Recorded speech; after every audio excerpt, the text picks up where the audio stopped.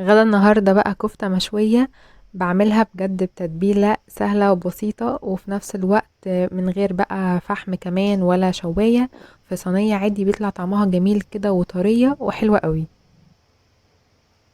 ايه اللي انت جايباه ده يا فوف؟ لحمة مفرومة. جايباها لي ليه عشان انا جعانة. دلوقتي؟ اه. طب انا مش عارفة اعمل بيها ايه. انا عايزة كفتة. عايزة ايه؟ عايزة كفتة. طيب. معايا بصلة متوسطة انا بشراها وعصراها كويس من المية بتاعتها، وبقدونس والكزبرة بيدوا طعم حلو قوي، ومعايا نص كيلو من اللحمة المفرومة، والبهارات عندي بقى فلفل اسمر، كزبرة، بابريكا مدخنة، شوية من الثوم البودر والملح، ورشة من القرفة. وبعجن كل ده كويس قوي كده لحد ما يبقى فيه عرق كده في اللحمة. وبعد كده بجيب صينية وبدهن الصينية ديت بشوية زيت، وابتدي ان انا اجيب عندي سيخ مثلا حديد او حتى عصيان شيش طاووق، وابتدي ان انا اشكل صوابع الكفتة، بكورها الاول وبعد كده بكون دهنة ايدي بشوية زيت وكمان السيخ بشوية زيت.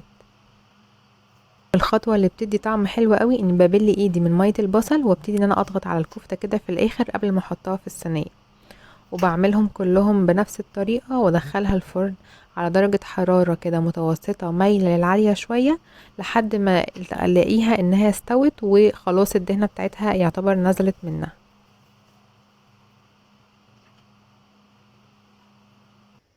حلها الفرن يا ماما. لوحدك؟ اهي. لا انت مش تعرفي. نسيت اقول لكم في اول الفيديو ان لو اول مرة بتشوفوني انا مريت، وما تنسوش تعملوا متابعة لصفحتنا علشان توصل لكم كل الوصفات.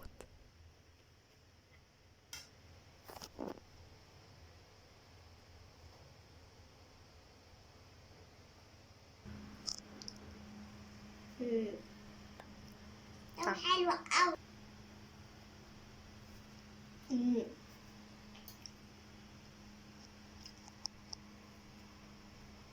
ايه رأيك يا فوفا؟ حلوة أوي. ترسم ايدك يا ماما.